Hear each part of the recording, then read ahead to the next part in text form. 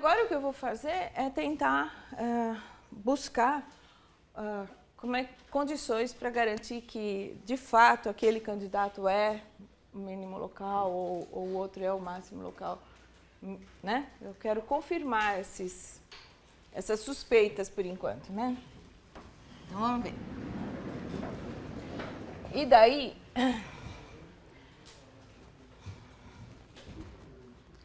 sabe onde que eu vou buscar essas condições? Para a gente descobrir a condição, uma condição suficiente, eu vou buscar lá no polinômio de Taylor. Não, mas eu não vou fazer... Nós não vamos estudar com detalhes o polinômio de Taylor. Eu só vou contar para vocês como é que, de onde vêm as ideias principais, né? As ideias que fundamentam isso. Ó, eu só vou contar para vocês o polinômio de Taylor de ordem 1 de uma função f de duas variáveis. Ele é o f de x0, y0, eu vou chamar de P1 de xy, ele é o f de x0, y0, mais a derivada parcial de f em relação a x, calculada em x0, y0, vezes x menos x0, mais a derivada del f del y, calculada em x0, y0, y menos y0. Ou seja, é a expressão do plano tangente, isso aqui. O gráfico desse polinômio é o plano tangente. Assim como lá no cálculo de uma variável, o polinômio de Taylor de ordem 1 de uma função de uma variável é a reta tangente, né? É a função cujo gráfico é a reta tangente, né? A primeira aproximação, tá? Então, o polinômio de Taylor de ordem 1 dá isso. Claro, se você tem um ponto x0, y0 que é ponto crítico, o que vai acontecer? Se o ponto x0 e y0 é crítico, significa que as duas derivadas parciais se anulam. Então, isso aqui tudo dá zero e sobra só que o polinômio é o f de x0 e y0, ou seja, é um plano paralelo ao plano xy, né? Tudo bem? Agora, o que acontece com o resto? O que a gente tem também é que a função f, ela é o polinômio de ordem 1, mais um resto aqui, e eu vou contar só para vocês como é que é esse resto. O resto, r de xy, é dado, é a derivada de ordem 2 de f em relação a x duas vezes, calculado em x0, y0, calculado num x barra, y barra, tá? Vezes x menos x0 ao quadrado sobre 2. Esse sobre 2 eu vou deixar aqui, tá? E eu vou pôr em evidência. Mais duas vezes a derivada mista de ordem 2, calculado em x barra, y barra, vezes x menos x0, y menos y0, mais a derivada de ordem 2 de f em relação a y, duas vezes, calculado em x barra, y barra, vezes y menos y0 ao quadrado. O sobre 2 já está aqui, tá? Tudo bem? Isso aqui eu não vou deduzir, eu só estou contando para vocês que lembra, né? O de ordem 1 é bem parecido, só que agora envolve todas essas derivadas em relação a x, duas vezes em relação a x e y, e aqui duas vezes em relação a y, tá? Essa é a expressão do resto, e esse x barra, y barra, é assim, ó. Aqui está o domínio da função, aqui tem o ponto x0, y0, aqui está o ponto xy, onde eu estou querendo calcular a f, e o x barra, y barra é um ponto que pertence ao segmento que liga esses dois aqui. Tá? Ele está nesse segmento, eu vou chamar de S. S é o segmento, então é para algum x barra, x barra, y barra, pertencente a esse segmento S aqui, que é o segmento que liga o x0 e y0 até o xy. Tá bom? Então, o que eu quero dizer é que se o x0 e y0 é um ponto crítico, esse polinômio fica reduzido só essa constante, e aí você tem uma estimativa do erro aqui. Ou seja, se x0 e y0 é um ponto crítico de f, então eu posso dizer, já resumindo tudo, que o f de xy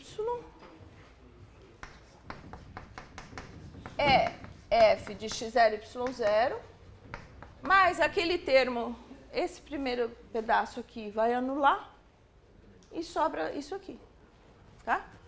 Mais 1/2 de del 2f del x2 de x barra y barra. Eu vou chamar de h, tá? X menos x0 eu vou chamar de h. Então fica h ao quadrado mais 2 vezes del 2f del x del y de x barra y barra vezes hk mais del 2f del y2 de x barra y barra k ao quadrado. Tá? O h é o x0, x menos x0, o k é y menos y0, e isso acontece para algum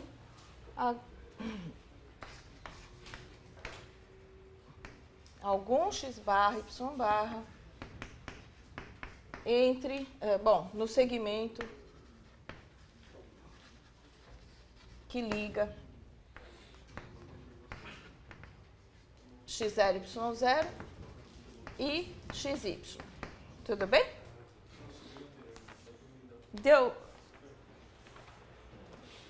Pelo menos para entender a ideia, se eu estou fazendo vocês acreditarem nessa fórmula aqui, né? Mas como ela é muito parecida com a do Taylor-Jordan 1, né? A gente acaba deduzindo. Isso aqui não é tão difícil assim, mas eu não vou fazer para não gastar muito tempo com isso. Bom, o que acontece? Eu vou só mostrar para vocês o seguinte. Essa expressão aqui, se eu olhar para h e k como variáveis, isso aqui é uma expressão quadrática, né, em hk. Então, eu vou chamar de q de hk, é uma função da forma a vezes h ao quadrado, mais b, tem um 2 ali, eu vou pôr 2b, 2b hk, mais c k ao quadrado, tá?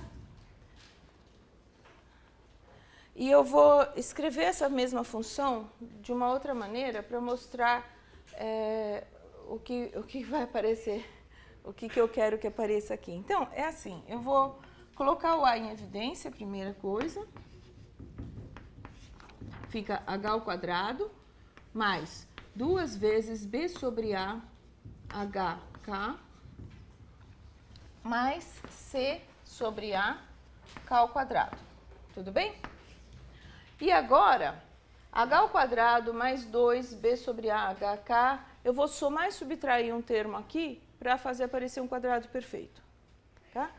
Então, isso aqui vai ficar q de hk é igual a a, que multiplica h ao quadrado mais 2b sobre a h k ao quadrado. O que eu somo aqui para dar um quadrado perfeito?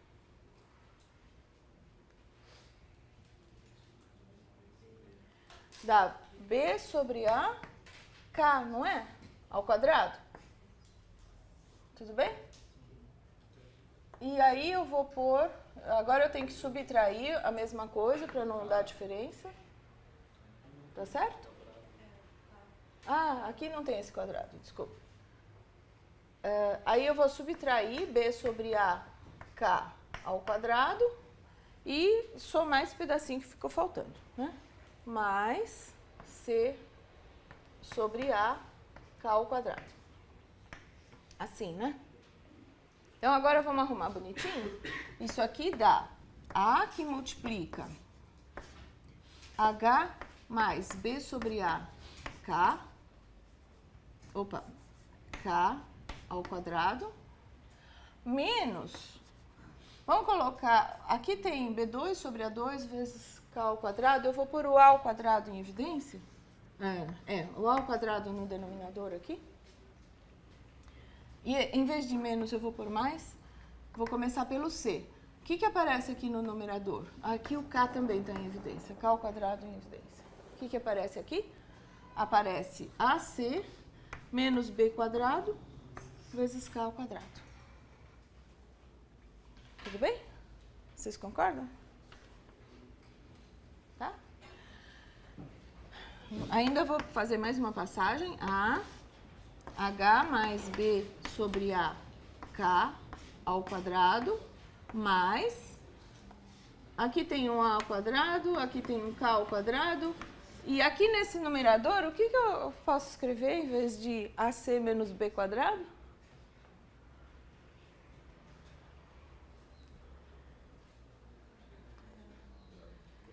Isso aí é um determinante, tá? E é isso que eu quero que apareça mesmo. É o determinante de AB, BA, BC. Assim. Tá bom? Certo? Apareceu, né? Era isso que eu queria. Era disso que eu estava precisando. Vamos lá. Então, por que eu fiz todas essas contas? Porque eu quero falar assim, ó. Se na sua expressão o A for positivo e esse determinante for positivo, vocês concordam que Q, a função Q de HK vai dar um resultado positivo? Vai dar sempre maior ou igual a zero? E se o A for negativo e o determinante for positivo? Ó, vamos pensar assim. Pega esse determinante. Se ele for positivo, tudo que está aqui dentro vai dar positivo.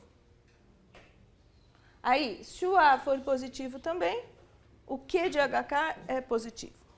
Se o A for negativo, o Q de HK é negativo. Tudo bem? Então, vamos voltar para a expressão? Aquele Q de HK, ele começou como um A, H ao quadrado, mais 2B HK, mais C, K ao quadrado, e eu consegui escrever na forma A, H mais B sobre A, K ao quadrado, mais um determinante aqui, A, B, B, C, sobre A ao quadrado, K ao quadrado. Então, é assim, se o determinante A, B, B, C for maior que zero e o A for maior que zero, então, essa expressão aqui dá sempre positiva.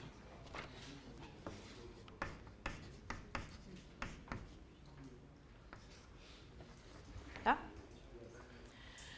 Se o determinante A, B, B, C for positivo e o A for negativo, né?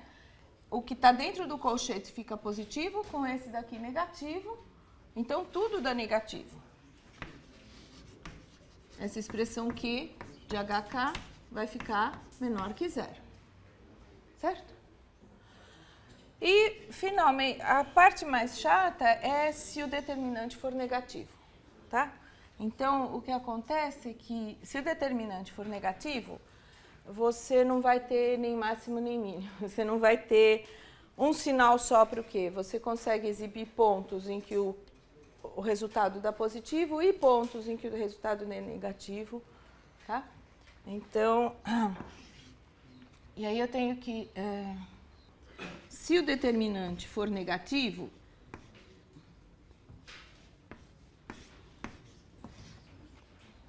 então, aqui eu tenho que separar nos casos A diferente de zero e A igual a zero. Tá? Se o A for zero, vocês concordam que o B tem que ser diferente de zero? Porque se o B também fosse zero, dava zero aqui. Tá? Então, se o A é zero, é porque o B é diferente de zero. E aí eu olho... Aqui eu não posso olhar mais, porque para eu colocar o A em evidência, o A tinha que ser diferente de zero. Né? Então, eu tenho que olhar aqui em cima.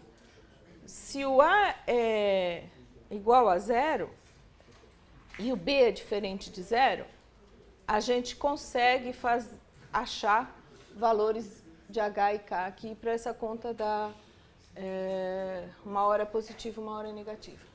Aí você tem que analisar o sinal. Vamos lá. Eu estou no A igual a zero e B diferente de zero. Então, o Q de HK fica só 2B HK. H e K são variáveis, né? Mais CK ao quadrado. Se eu pegar Q de H1, então, o K é 1, vai dar 2BH mais C. Vocês concordam que, analisando, eu consigo escolher... Claro, eu vou ter que olhar os valores de C e de B. Mas se você pegar um C positivo e, digamos, um B negativo, você consegue escolher... Você isola o H aqui e escolhe um H de forma que o resultado dê uma hora positivo e uma hora negativo. Tudo bem? Então, aqui é possível escolher. Existe H de modo que Q de H1 fique maior que zero para algum... Existem dois valores, H1 e H2, tais que Q de H1 é positivo e Q de H2, 1 é negativo, tá? E aí, o que acontece se o A for diferente de zero? E o determinante também.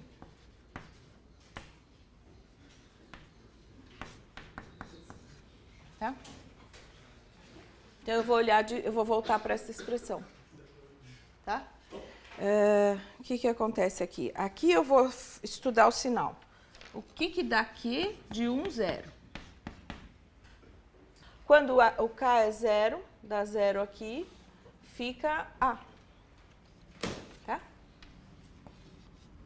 Que tem um certo sinal. Não sei se o A é positivo ou negativo. Ele é o A. Agora, quando eu fizer a conta de Q de B sobre A menos 1, tá?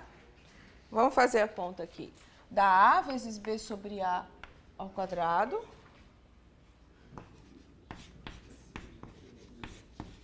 Mais 2 vezes B sobre A vezes menos 1. Mais C vezes menos 1. Tá certo?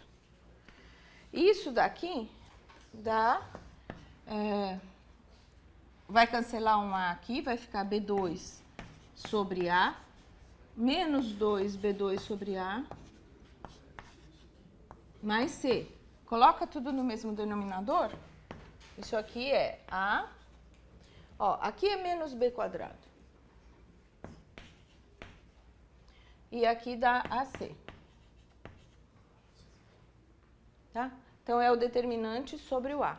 Isso aqui dá A, B, B, C sobre A. Agora, por hipótese, o determinante é negativo. Se o determinante aqui é negativo, então esse quociente tem sinal contrário ao sinal do Q de 1, 0. Tá? Então, esses dois aqui têm sinais contrários.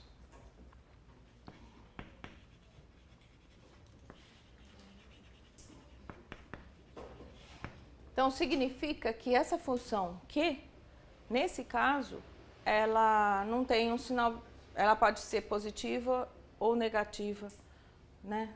Dependendo do H e do K que você escolher.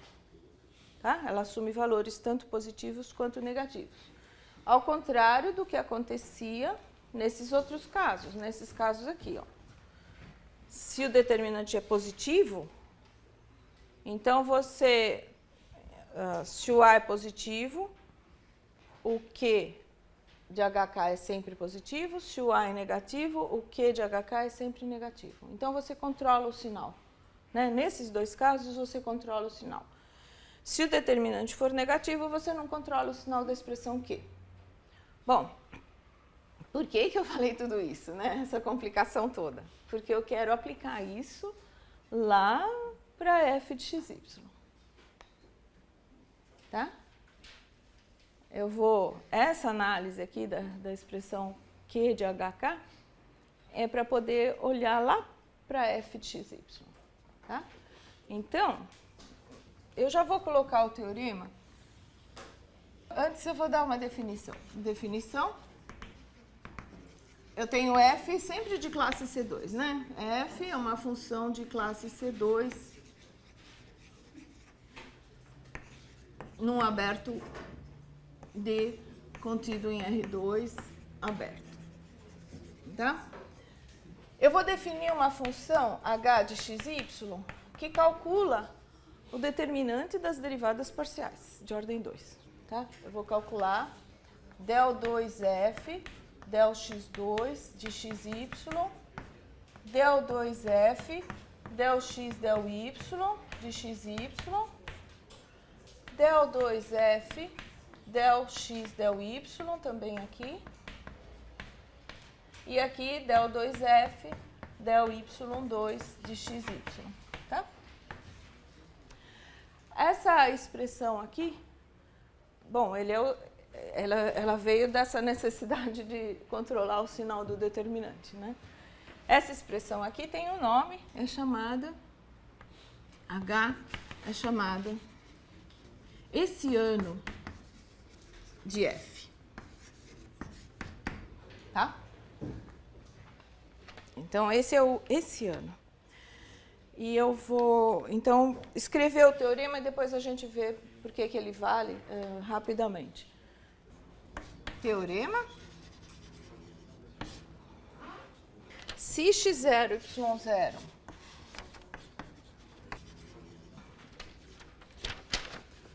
é um ponto interior do domínio da F, tá? É um ponto interior do domínio de F, F de classe C2, tá? E se o gradiente da F de x0, y0 é o vetor nulo, né? Ou seja, o x0, y0 é um ponto crítico de F, então a gente tem o seguinte. Primeiro, se o hessiano de x0, y0 for positivo e a primeira derivada, a segunda derivada de f em relação a x, calculada em x0, y0, for também positiva, esse era o a da função q, né? E aqui o determinante. Então, os dois positivos significa que aquele ponto x0, y0 é ponto de mínimo local. Aí tem o análogo para máximo, que diz que se o hessiano for positivo e a derivada de ordem 2 de f em relação a x, x0, y0, for negativa, então o ponto é de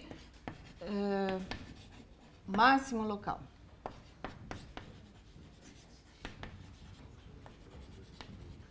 E o que será que acontece se o hessiano for negativo? Se Então, a terceira afirmação é que se o esse ano calculado de x0 e y0 for negativo, então o x0 e y0 não é ponto de máximo nem de mínimo, mas como ele é crítico, ele vai ser um ponto de sela, tá?